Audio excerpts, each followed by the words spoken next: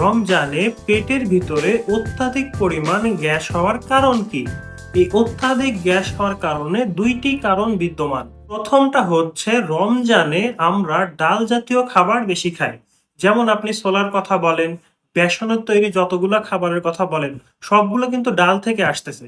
তো ডাল জাতীয় খাবার কিন্তু আমাদের পেট ঠিকমতো হজম করতে পারে না। এই খাবারগুলো কি করে? ব্যাকটেরিয়া হজম করে। ব্যাকটেরিয়া হজম করার কারণে এই খাবার থেকে প্রচুর পরিমাণে গ্যাস তৈরি হয়।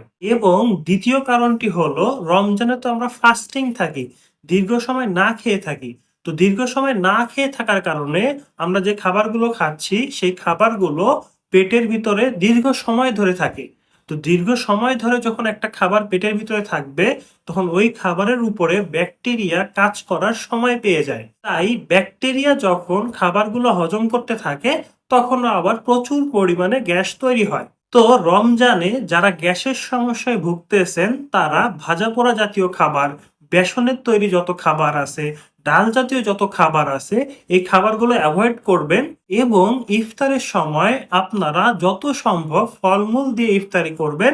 তাহলে ভাজা পোড়া খেয়ে যে আপনার গ্যাসের সমস্যা হচ্ছে সেটা আর হবে না, আপনার পেট ফাঁপবে না, ফুলবে না, আপনার হজমগুলো ঠিক মতো হবে।